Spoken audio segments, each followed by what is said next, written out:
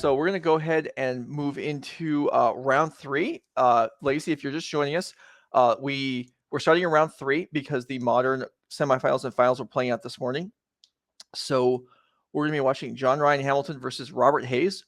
Robert Hayes, we saw this morning, did make it all the way to the top 4 of the modern event with his 4-color elemental deck.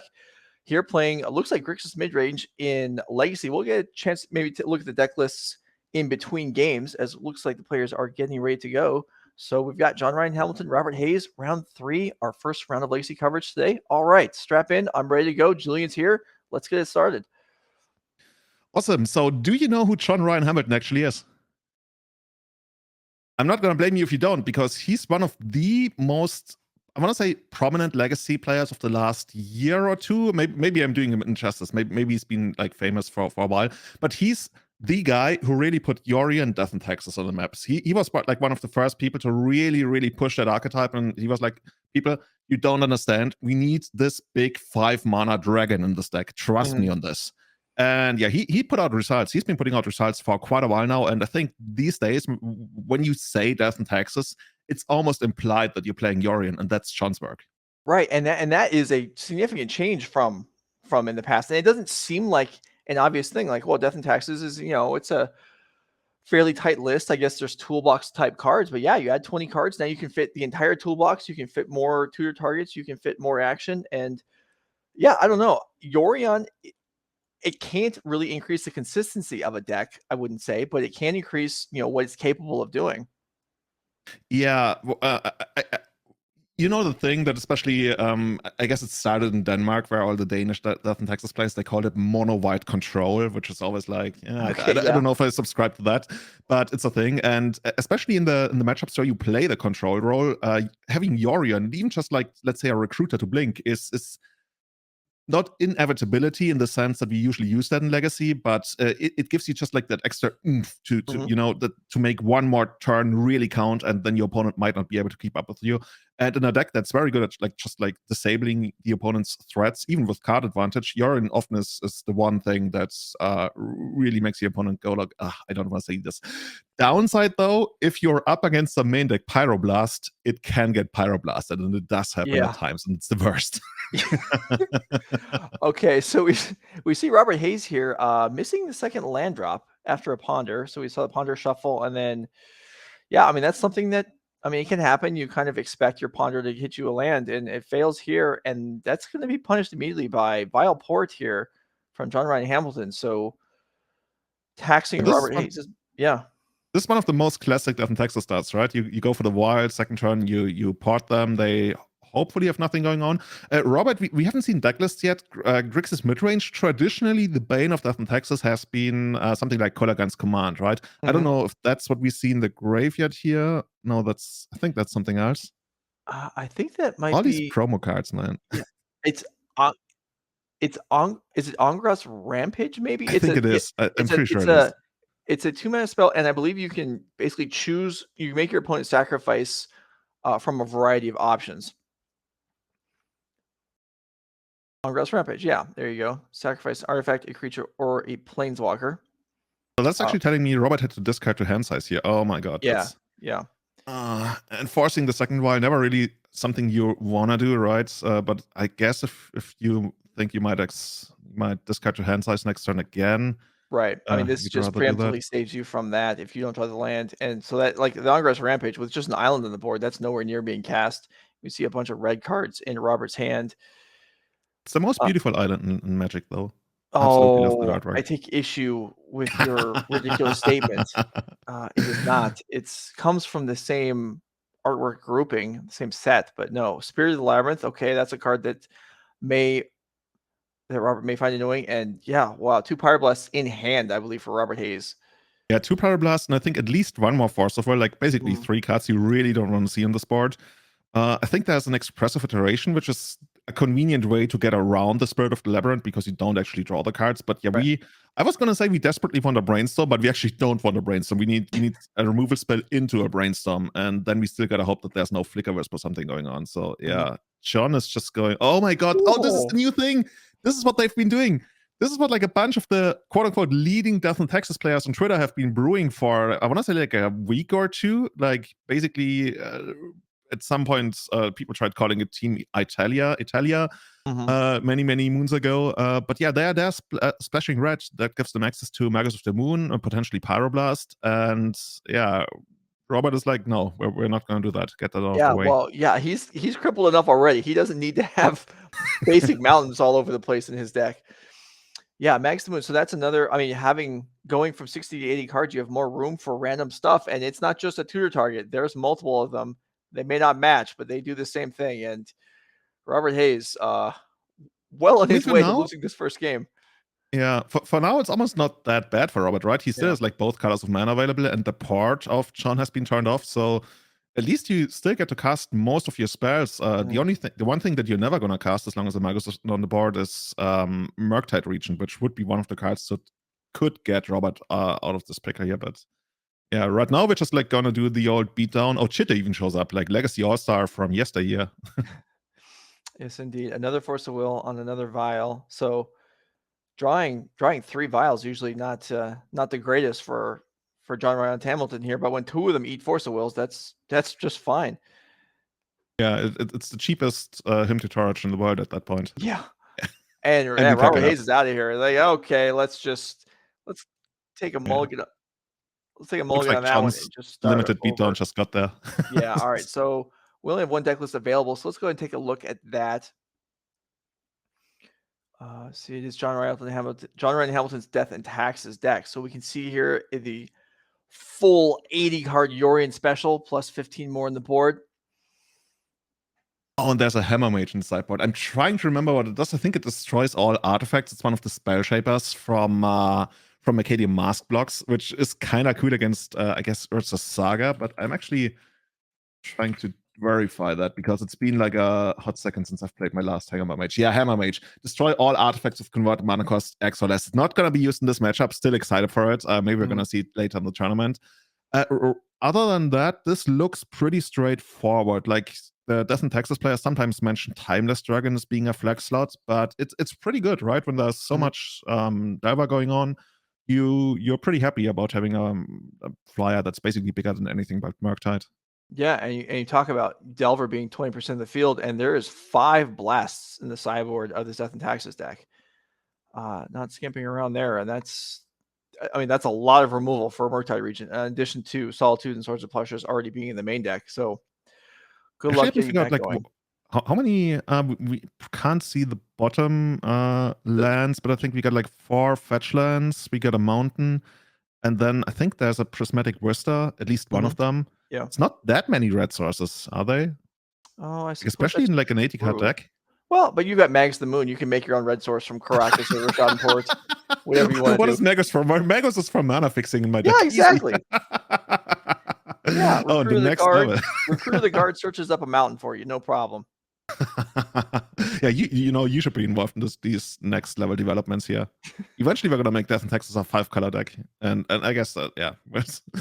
So it's actually perhaps if we can go and go back down the table as the players are shuffling up.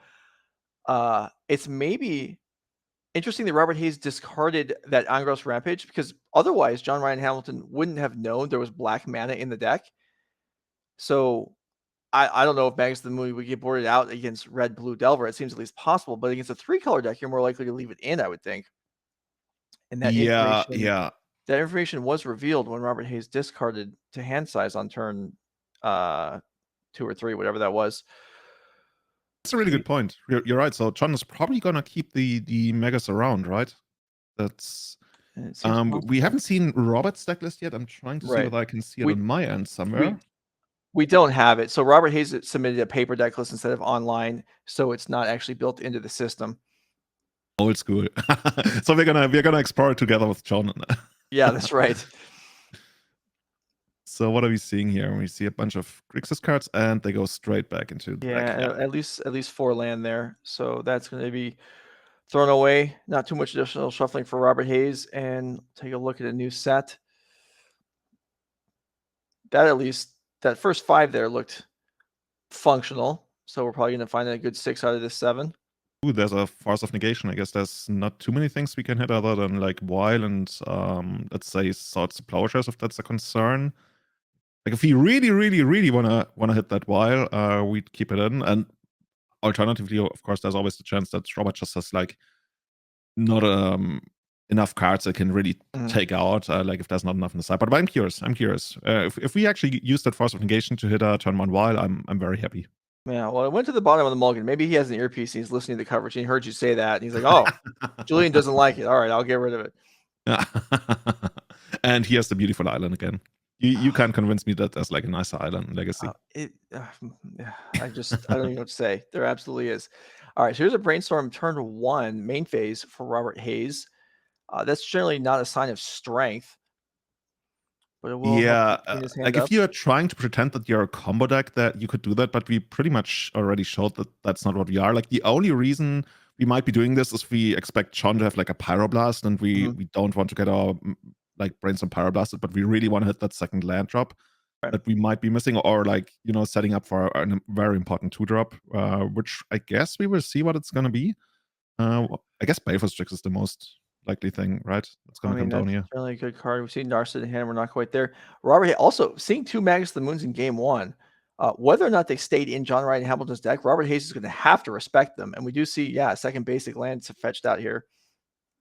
As this man has taste in basic lands. That's right. a Mercadian Mask basic land. Oh, yeah, I love those. That is pretty old school. Mercadian Masks. I do remember those. All right, and there's Baleful Strix, like you suggested. All right, so Robert Hayes, much better start this game than last game. So this is where one of the many annoying 2-drops of Death and Taxes are going to come down. Which one is the one you want to see the least? Is it like Thalia? Is it going to be a Spirit of the Labyrinth? Is it going to be Stone? Like even Stoneforge is sometimes super annoying to deal with.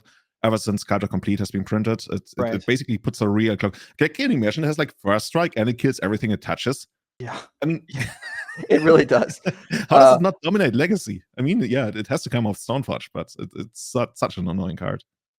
I think I would least want to see Thalia here. I know that Robert has a Narset in hand, so Thalia would prevent that from coming down on schedule. Although I guess Stoneforge Mystic sort of would. It couldn't really be Stoneforge Mystic because we saw John shuffle like crazy. Like if he was actually going to get Stoneforge down, I'd immediately slam it down and then decide whether I need to shuffle. Right, sure.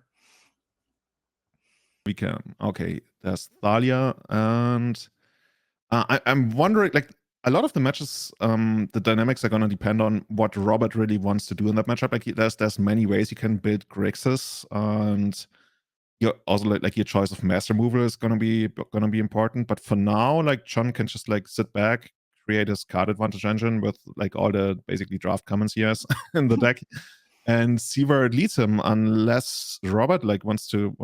Oh, we see Fury in hand, right? Is that Fury? I'm pretty sure. Yeah, it's a Fury. Yeah. So that's one way to clean the board, and one of the most popular legacy cards. When I first saw it, I wasn't really sure whether it's actually going to make its way into the format. But even outside of, let's say, Dragon Stompy, like Moon Stompy combo decks, prison decks, we sometimes in these Grixis decks see it as a value card. Literally like a card you can either like use early on for tempo or slam it down as a 5-mana thing and then go to town with it. All right, so there's a 3-mana Ongross Rampage to take out the Thalia. And Baleful Strix gets in for 1 whole damage. And yeah, this Fury is it's interesting to see a deck with Force of Will and Fury both. Wasteland takes out Volcanic Island, and yeah, there's the one of the second 2-mana hate bears and Spirit of the Labyrinth. And Robert Hayes was about to cast Baleful Strix and then caught himself, and he's like, "Oh, wait a second here, this is lame." And now what do? You're already annoyed. That's Death and Taxes is such an annoying deck. That's how it made a name for itself. Yeah. So this Baleful, and I guess that's part of the price you pay, right? When you play 3 colors and you want to fetch all your basic lands. It's like the classic dilemma in Legacy, right? Do you fetch all dual lands, or do you try to establish the all basic land mana base? But if you go middle of the road, like we see here, then 1 Wasteland is gonna screw up your mana base. Whereas if we had 2 more dual lands, we might be able to cast all of our spells still, which yeah, we will see.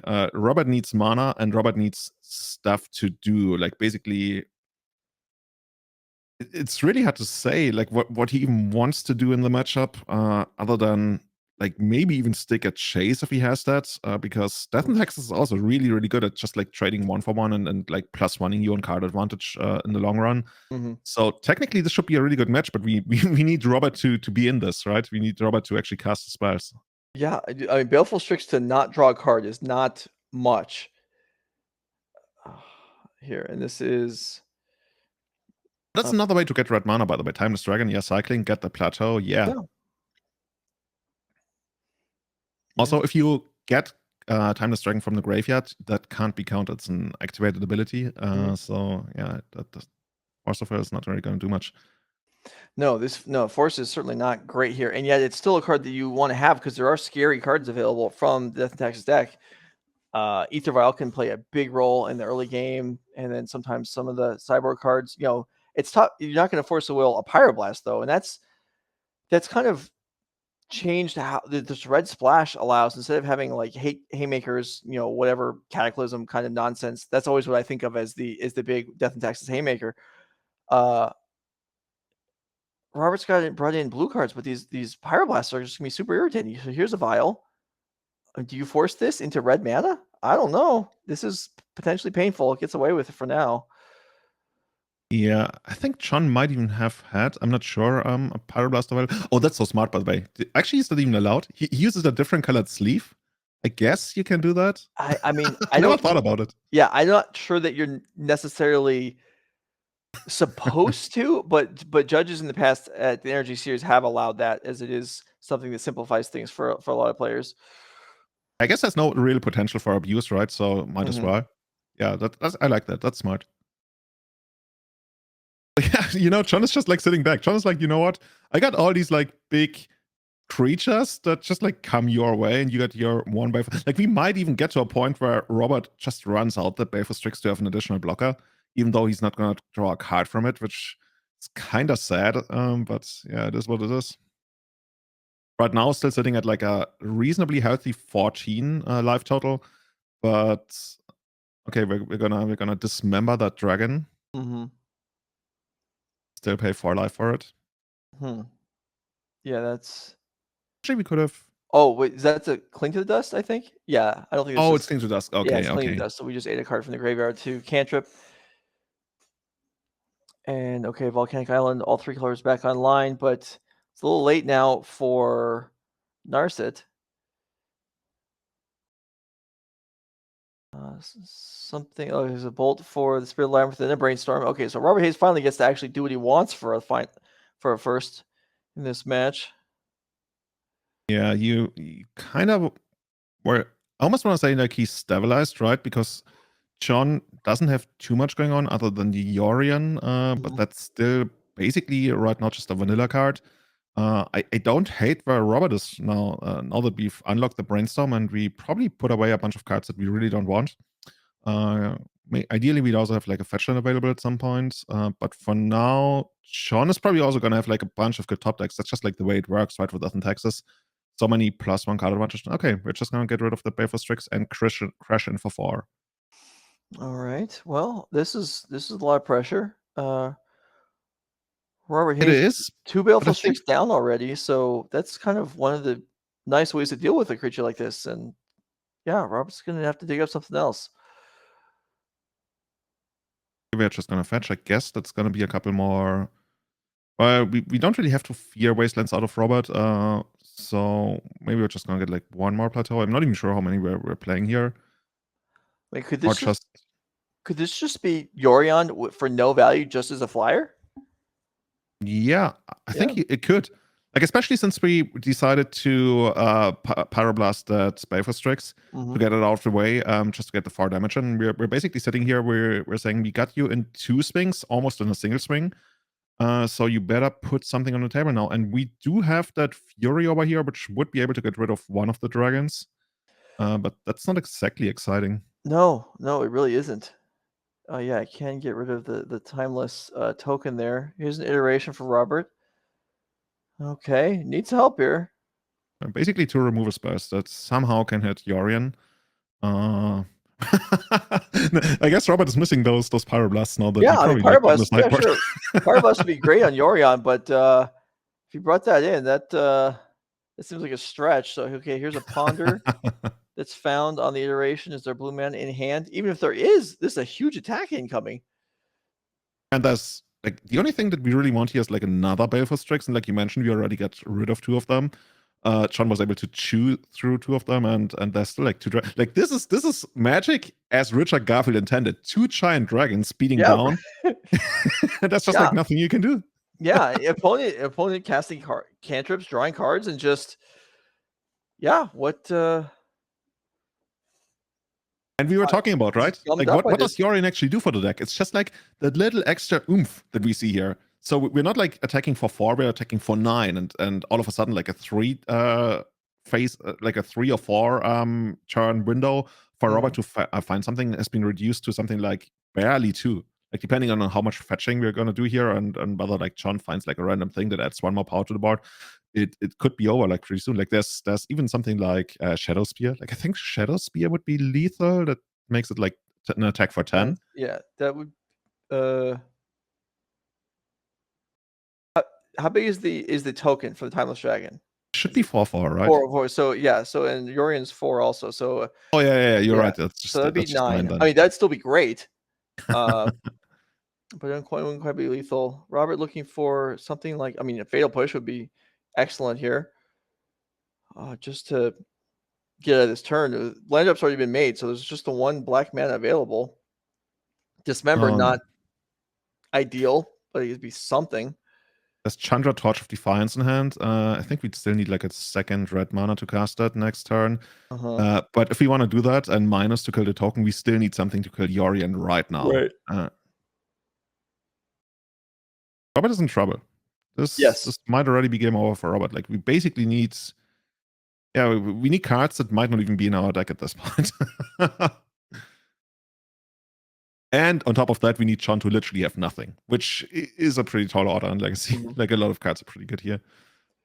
So we're okay. Step 1, we're gonna get rid of 1 of the dragons by probably pitching Chandra, I would guess. What else is there in hand? Because this is only going to kill the token, and Chandra also can only kill the token, so it makes sense. Wipe that out. Now you just have to deal with Yorion, which is, I mean, not that easy for a damage-based removal deck. Fury's not going to touch it. Lightning Bolt's not going to touch it. Let's do it. All right.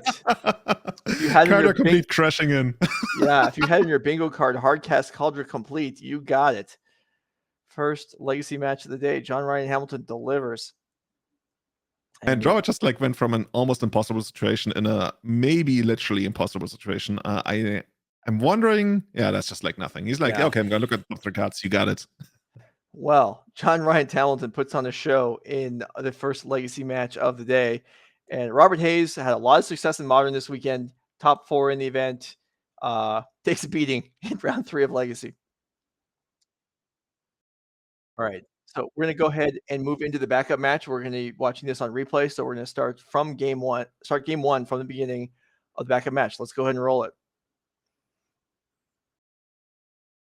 Fast and Furious action under Rage coverage here to kick off the Legacy portion of the event. We got Shea Strausman versus Robert Litfin. You can see the archetypes on the board. Mono blue versus mono red.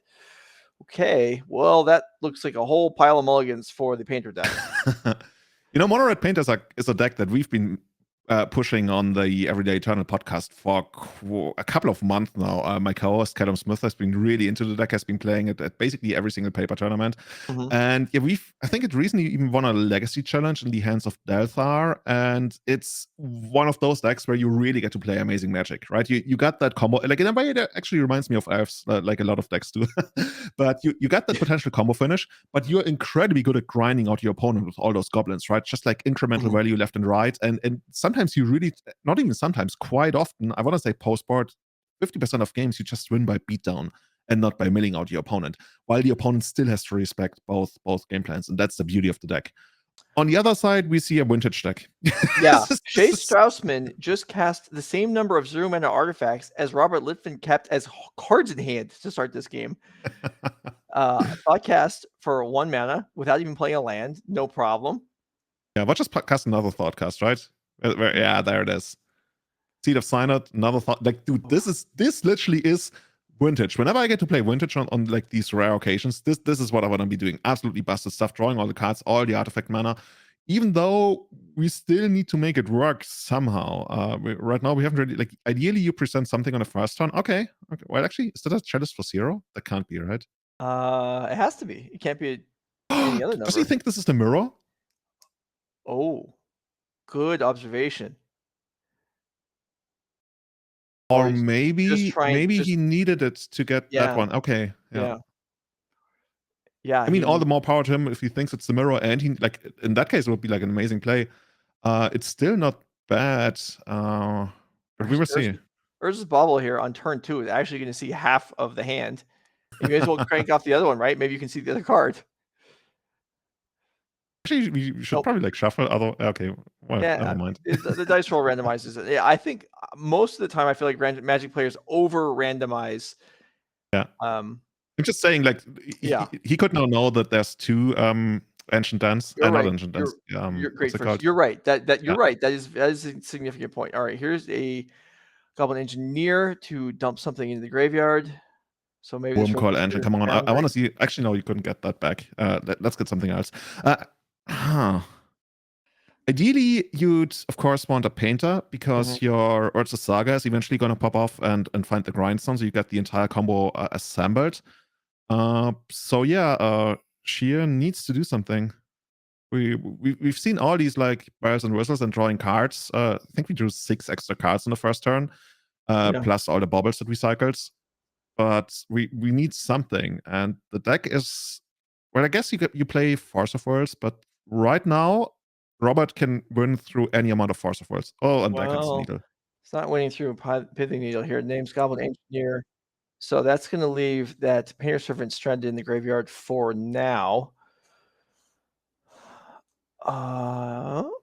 Yeah, Goblin Rider would be a nice draw, but next time, what are we going to get out of that Urza Saga? I would guess if it's in there, maybe like a Mox Opal, just so we can like retain at least some kind of mana. Wait. Oh. Okay, we're going to look at all the spells. All right, well, now Urza Saga is incentivized to get, I guess, maybe Grindstone, because it's hard to get one into play otherwise. Although, if Painter locked in the graveyard, yeah, I mean, this could still work. Robert could just get Grindstone, hardcast another Painter, and maybe end up winning. I mean, this clock is non-existent at this point. Shea has drawn a lot of cards, put a lot of permanents on the board, but it's just attacking for 2. Yeah, and most crucially, Shea doesn't have any kind of engine, right? Usually you want Emery to draw 2 cards a turn or have something going on. Maybe like a Karn would be, I want to say, almost like lights out, because then like half of Robert's deck is turned off at this point. But right now it's not bad for Robert, I almost want to say. What is this? What are we seeing here? Yeah, we're seeing an attack. Retrofit Foundry made a token. Oh, yeah. Gets in there. Yeah, I mean, that's what you got. That's actually, I mean, traded 1 for 2, and there's an Ancient 2 on the board. So yeah, maybe Robert can catch up in this race. No, in the long run, we're just gonna like build up to a 4/4 and keep crushing in there, or maybe like just make more tokens. Okay, there's another one. There's a Thought Monitor. Let's draw 2 cards here. We've seen Forecast so far in the first like 4 turns of this game, and another Thought Monitor was drawn. So Shea Strausman is drawing all of the draw 2s. No, maybe we eventually get to 8 cast. This is the 5th of the 8 casts. With this clock, I mean, it's not like Robert's going to get killed anytime soon. Oh, it is accelerating. We're going to get another one. Do it. Oh, that's Emery. So at the very least, we're going to... Actually, no, we are not going to be drawing 2 cards a turn because we got the Chalice on 0, right? So we can't really resolve our own spells from the graveyard there. One thing that sometimes like creates weird situations is where we don't want to block the Thought Monitors, because then they go to the graveyard and can be recast with Emery. Robert not in a position to do that, but let's keep an eye on that. I think Shea might be running away with the game soon. On the other hand, Dude, Yeah. these decks are crazy, especially when like there's sagas involved on or potential sagas involved on both sides. Robert can create a decent amount of like really big creatures, but on the other hand, like I mentioned, if Shea just sits back and blocks and then draws 2 extra cards on their turn, Mm-hmm.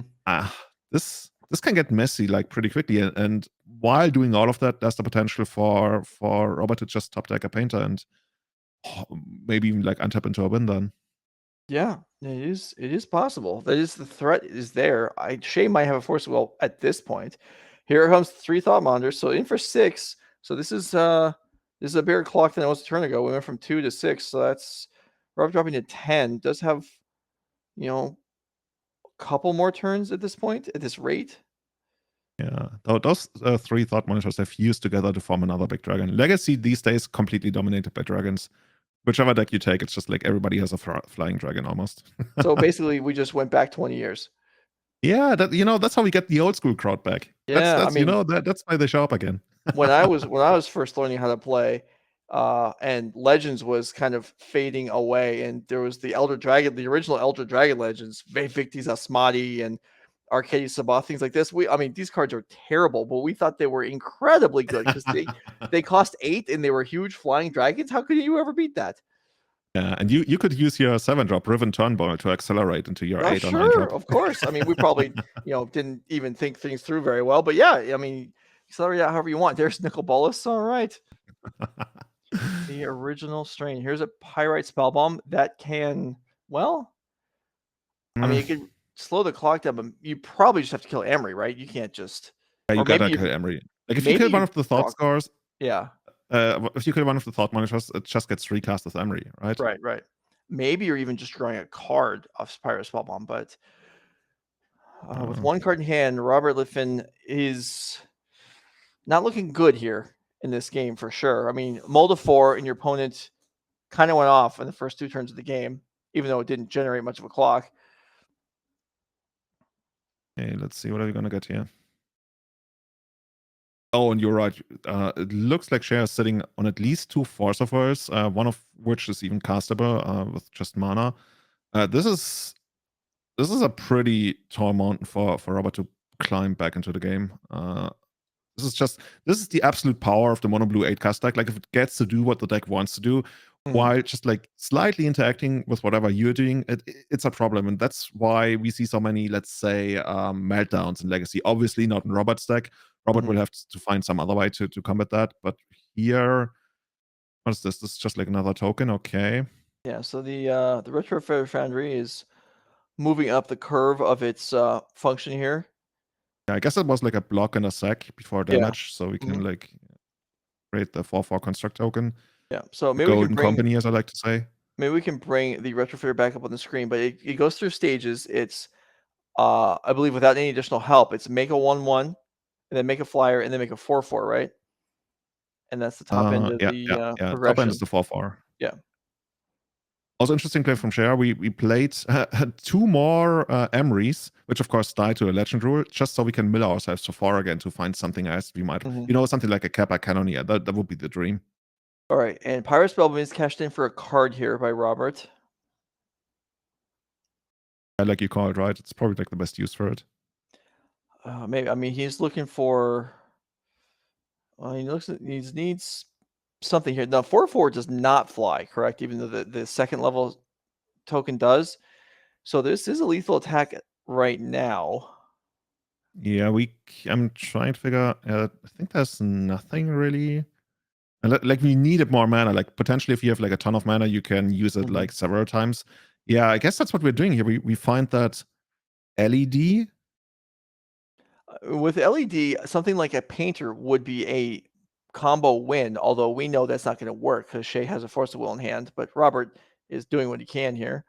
Yeah, but the thing is, with LED, you can untap the Retrofitter Foundry, and then you can use it again if you have a land drop, and it looks like we do have a land drop.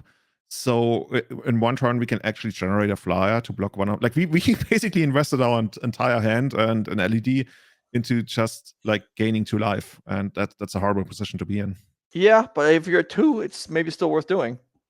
I mean, if you draw the win from the top, I'm not sure what that would be. Of course, Robert has to play the game as if Shea doesn't have any Force of Will, because we already know that Robert wouldn't be able to beat Force of Will in time. Okay, so Lion's Diamond is broken off. 2 lands go to the graveyard. And you're right. Retrofitter Foundry untaps, makes token, converts into a flyer. Now this time the flyer will just die. It can't be converted again into another 4/4, I don't believe.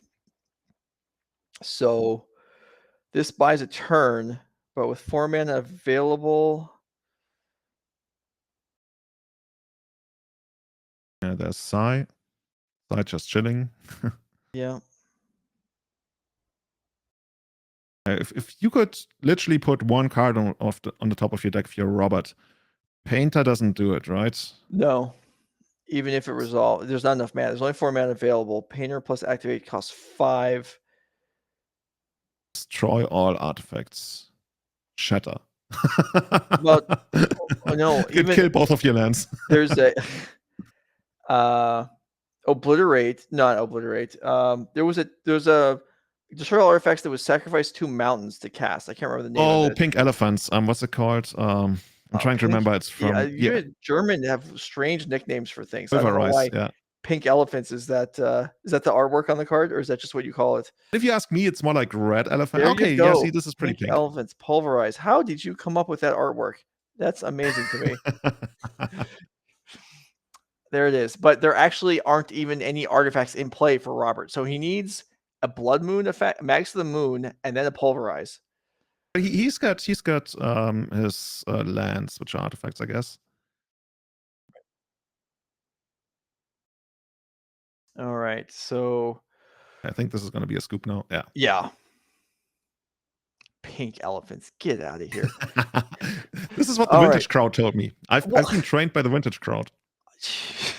I don't know if that actually made me better, but it is what it is. Let's go ahead and look at the deck list for Shea, Strausman, and Robert Litfin. Here we go. Ron Red Painter. So you can see this is actually a Karn deck. There is actually a Worm Coil Engine. And there are main deck blasts, of course, in a Painter deck. But there's just... I actually, for a 4-card hand, played reasonably. But yeah, looking at this is a lot more combo oriented than what we usually see. Like, we see the full set of Lotus Petals. We even see the one of LED, which is something you sometimes use, right, to go for like the 1-2 punch to kill your opponent, sometimes on the second turn even. In the more recent Painter decklists that I've seen, they usually like use something like Fable of the Mirror Breaker to basically play a little bit more of a mid-range game, or Briar's Apprentice. But here we're like pretty dedicated, and this could be lights out for the opponent like pretty quickly. But of course, we're also more vulnerable to dedicated hate. But of course, the big prize, like you already mentioned, right, is just like getting the Karn, the Great Creator, down, because that shuts off so much on the other side of the board. Like, if you have that in your opening hands, and we have the acceleration to make it work like rather soon, that's what I want to be doing. Yeah, I mean, Karn is great. Not only does it shut off some of the mana production, it also can do things like kill Chalice of the Voids, and there's a lot of ways to actually kill Chalice here with Abrades in the sideboard, which are likely coming in. So there are some options here for Robert. I don't know if extra Pyroblasts are... I mean, they kill some of the stuff, maybe even decent, all the draw twos. Yeah, it's an awkward situation. Yeah, I don't want to... Go ahead.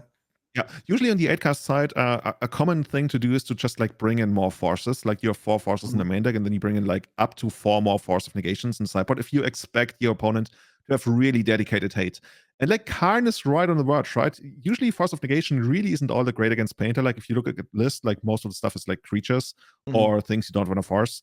But then there's the Karn. So we're going to see what Shea decides. I'm happy that I'm going to be in the commentator seat, so I'm going to be right either way. Oh, great. All right. Well, let's real quick look at Shea Strausman's deck, because the players are probably getting close to ready. Actually, I forgot this is a time-shifted match, so it doesn't matter. Okay. So here is the Mono Blue 8-cast deck. You can see, actually, with only 3 thought casts, he actually drew 7 of the 8 draw spells in that game. Or 6 of the 7, I mean. I request a name change. This is 7-cast. Yeah, right? I mean, these players with their self-submitted deck list, is just, we can't allow them to get away with this. But you're right, there are 4 Force Negations in the board. All right, let's go ahead and roll the next game. Painter's going to be on the play. We are in round 3. If you're just joining up, we'll see if Robert... Okay. Another mulligan. Yeah. That makes it tough. On the other hand, like especially when you're a combo deck and you have these big haymakers in Karn, you have good ways to recover from that, right? So Definitely. like if you're sitting in a Diver Mirror and you mulligan on the play, you already feel like, oh, I might as well go home. But with Painter, there's always a way. There's always a way that there's incremental card advantage, not as much as in most other Painter decks, but Robert makes up for it with speed, and speed might be all he needs in the matchup. Yeah. I mean, a turn 2 Karn, which is certainly a possibility here, would go a long way. Yeah, well, you want to see Ancient Tomb in the opening hand. Oh, okay, we have City of Traitors, which is like another way to make a potential turn to Karn work. Mm-hmm. Okay, and we get this. Are we looking at our own top deck? Interesting. There's a Chalice of the Void in Shea's hand. Maybe checking to see if there's another bauble, Mhm, then maybe you mhm. don't want to play your Chalice right away. Oh, very heads up play, yeah. That could actually be it. All right, revealed card Or is a Pyroblast. Okay, well, there's a potential information that maybe you want to play Chalice on 2 anyway. okay, we Soul just like Guide remove. Lantern comes in. Yeah. Oh, do you have to remove some? Okay, I guess. Yeah, you do have to remove a card.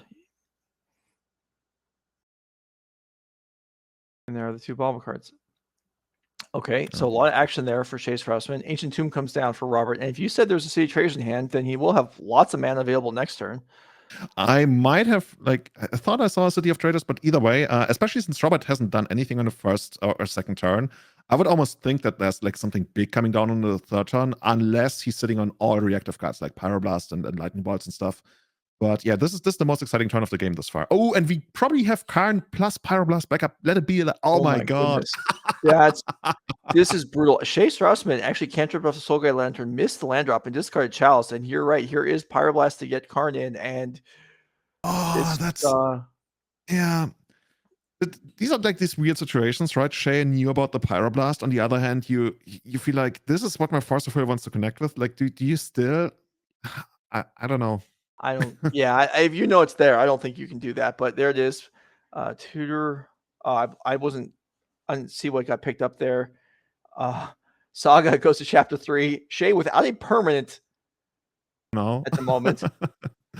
But yeah, whatever we find is probably not going to do anything. Like, I guess. Oh yeah, we could find needle, right? We can needle Karn. Yeah, Oh, we and we just could. pack it in.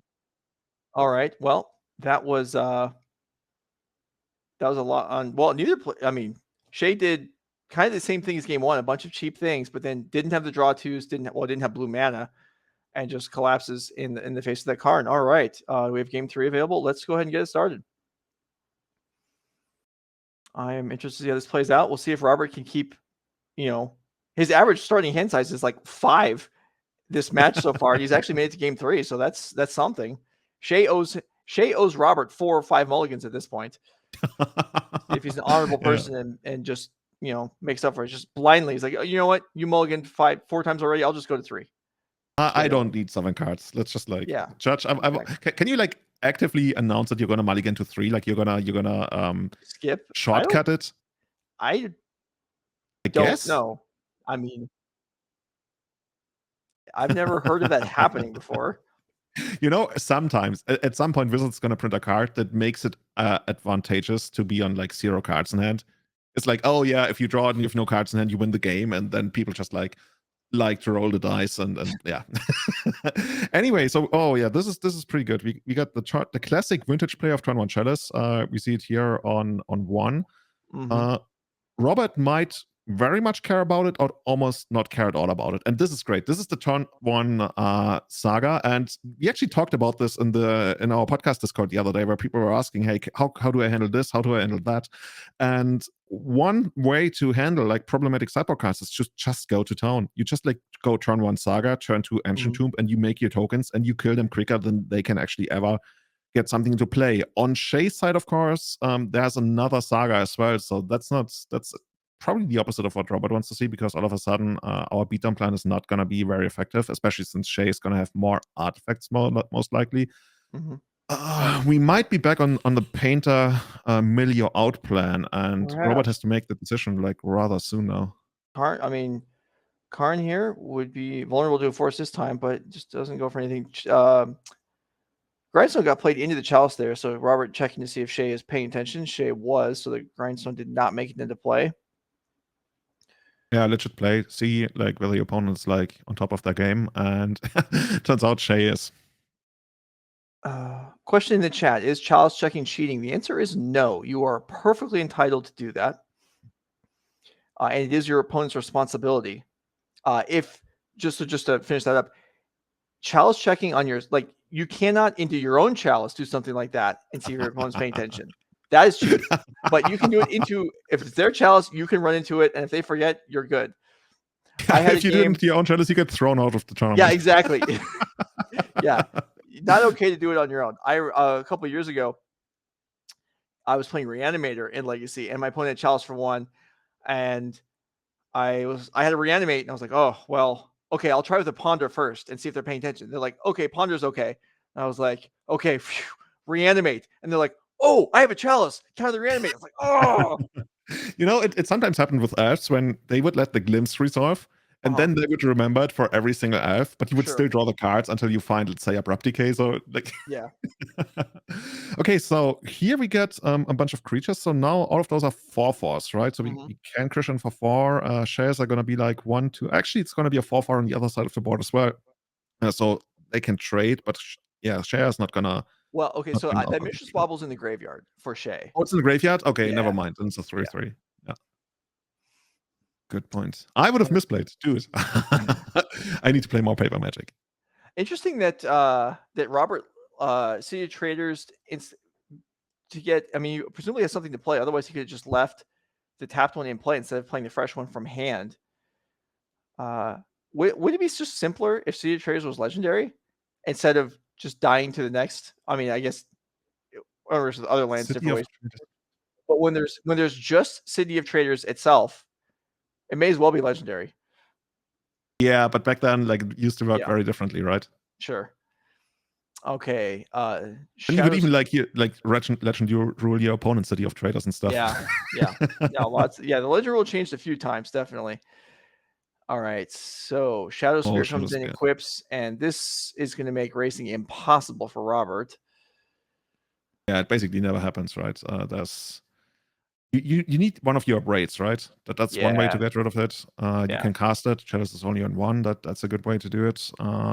Or of course, you eventually you gotta find another saga that gets you a grindstone, but it's gonna be rough, man. We have a painter. I think we see a painter in hand. So here's an abrade. So there was a reason to play the other City of Traders. The mana was used. Chalice gets picked off.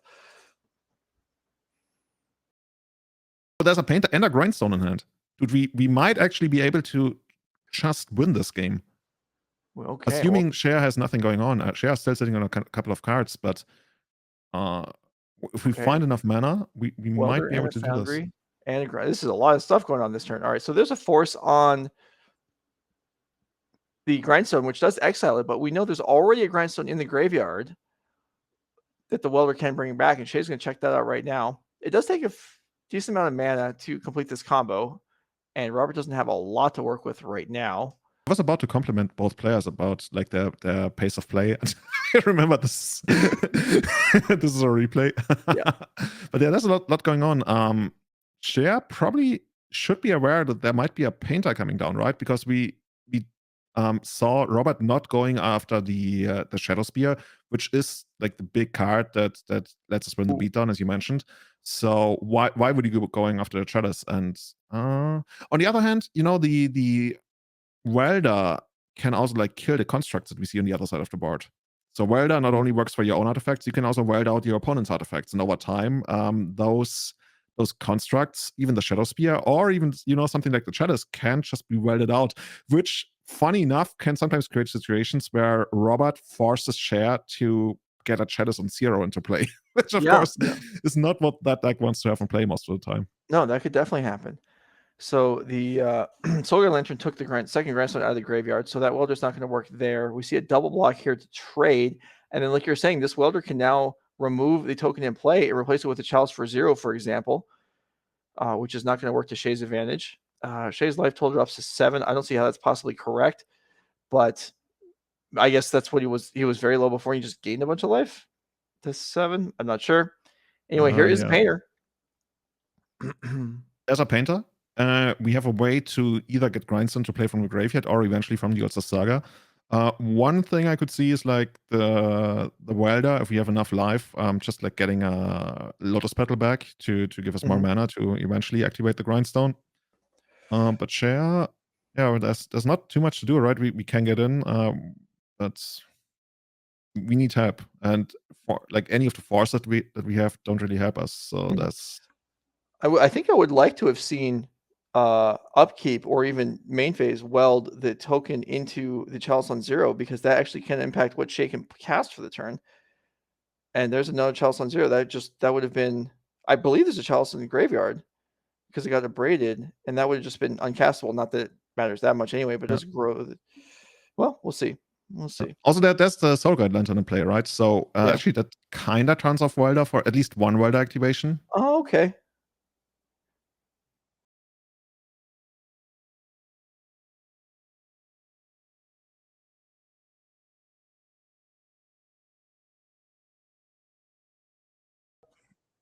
Okay, so here is the welder swapping the token, and you're right. He's going to look to see if Soul Guide Lantern can potentially counter this. I'm not sure if Soul Guide Lantern actually says opponent's graveyard. It might. Okay, so that transition is going to work. So Chalice of the Void enters the play again. Soul Guide Lantern is exile each opponent's graveyard, so we can't stop Wilders on our own stuff.